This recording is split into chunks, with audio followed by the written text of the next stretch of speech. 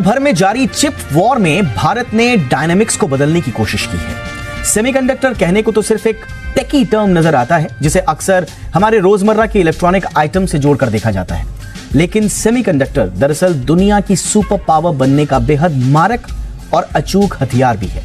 जब नियत और नीति दोनों साफ होते हैं, स्पष्ट होते हैं, तो सक्सेस मिलती है।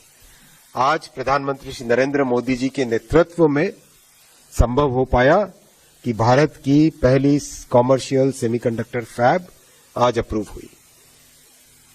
बहुत जल्दी इसका भूमि पूजन होगा और जैसा आपने माइक्रॉन के केस में देखा था, with in 90 days actual construction आरंभ हो गया जमीन पे, वैसा ही टारगेट लेके चलेंगे। 100 दिन के अंदर अंदर इस प्लांट का कंस्ट्रक्शन आरंभ करेंगे। इंडिया की बहुत सारी जो कंपनीज हैं ये भी इन्वेस्टमेंट इस सेक्टर में कर रही हैं और पर्टिकुलरली चिप मैन्युफैक्चरिंग के अंदर और ये ऑटोमोबाइल्स में चिप्स इस्तेमाल की जाएंगी, टेलीकॉम इंडस्ट्री में, डिफेंस में, पावर में। और इंडिया का थीम क्या है कि हमने मैन्युफैक्चरिंग हब बनना है, हमने चिप मैन्युफैक्चरिंग हब बनना है।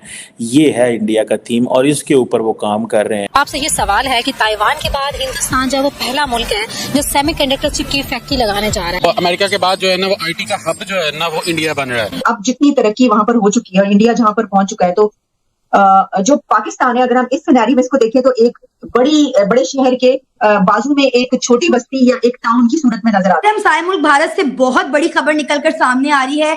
अगर हम बात करें सेमीकंडक्टर की, तो इंडिया के अंदर 3 सेमीकंडक्टर फैक्ट्रीज, 3 सेमीकंडक्टर यूनिट्स जो हैं वो लगने जा रहे हैं। इंडिया के 3 डिफरेंट शहरों के अंदर ये लगे। Well, India has taken a major step towards achieving self-sufficiency in chip manufacturing. Well, the government approved a $15 billion investment in building 3 new semiconductor plants. This includes India's first major chip fabrication unit, with construction slated to commence within the next 100 days. This initiative aims to bolster India's electronics manufacturing capabilities.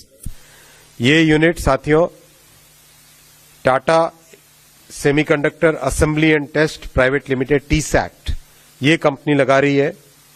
27,000 crore rupees का investment होगा।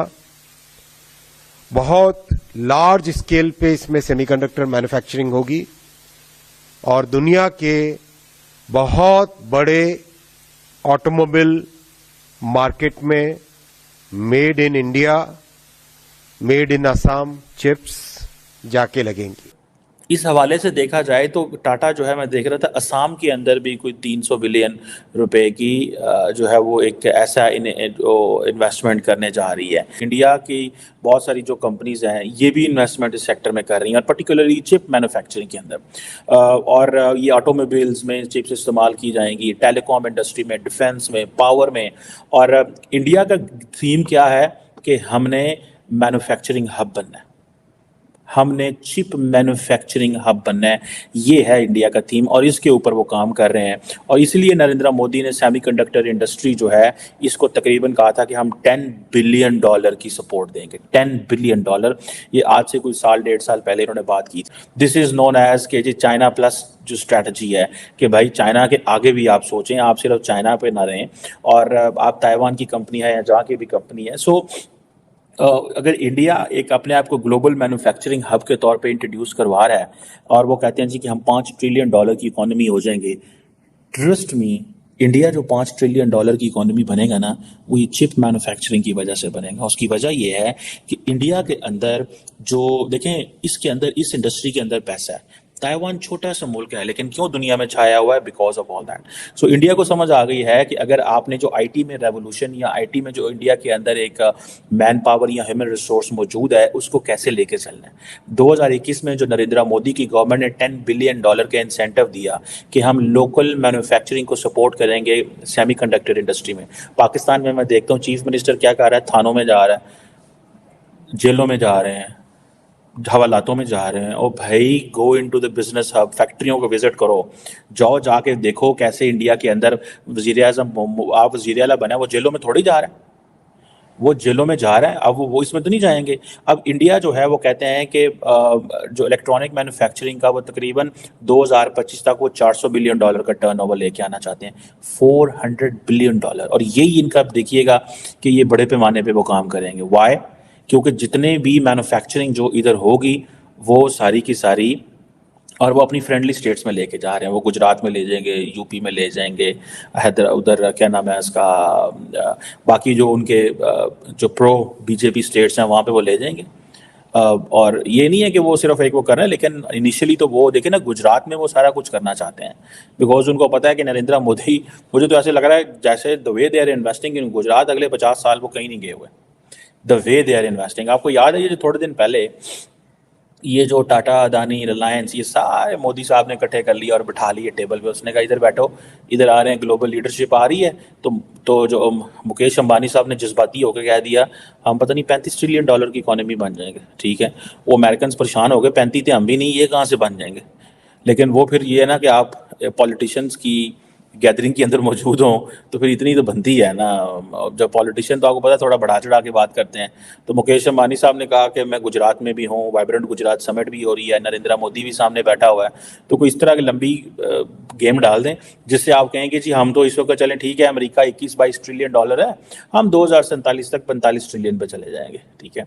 तो वो for a moment तो media फिर उस पर highlight तो कर देता है ना, and then everybody else knows कि नहीं ये तो सारी बात है, इट्स नॉट पॉसिबल। लेकिन क्वेश्चन ये भी नहीं है कि ये पॉसिबल है कि नहीं है, क्वेश्चन ये है कि they have an appetite, one, second they have an intention, third they have capability, fourth they have resources, fifth they have global linkages. जब ये सारी चीजें हों तो then they can make it, it's not a difficult job. अब देखें लाखों नौकरियां क्रिएट होंगी, तो वो जो एक क्वेश्चन आता है जी कि इंडिया के अंदर आके लोग काम करेंगे, I do not by that theory कि इमीडिएटली इंडिया के अंदर लोग आके काम करेंगे, जनाब इतना रोजगार खुल गया। भाई इंडियन मार्केट अभी इस काबिल नहीं है कि वो ग्लोबल लेवल की वेज दे सके। आपने देखें for instance, if you are working in San Francisco, if you are working in Los Angeles, you are earning $8,000 a month for instance, and then the banking sector आपको जो है वो $1 million के लोन दे देता है। क्या इंडिया के अंदर the people will get easily 1 million 2 million की जॉब इजीली ले लेंगे, एंड देन वो बैंकिंग सेक्टर में जाएंगे, बैंक उतना ही तुमको बड़े बड़े लोन देगा जितने वो बाहर अमेरिका में लेंगे, and then the level of comfort and मजा जो है वो बाहर है वो है इंडिया में। So it's too early to say, लेकिन they are on a track, वो उस ट्रैक पे चल रहे हैं और उनको समझ आ गई कि हमने क्या करना है। इसीलिए वो कह रहे हैं कि हम इलेक्ट्रॉनिक्स मैन्युफैक्चरिंग की 400 बिलियन का टर्नओवर 2025 पे लेके आएंगे। इसीलिए नरेंद्र मोदी $10 अरब का इंसेंटिव दे रहा है सेमीकंडक्टर इंडस्ट्री को, क्योंकि उनको समझ आ गई है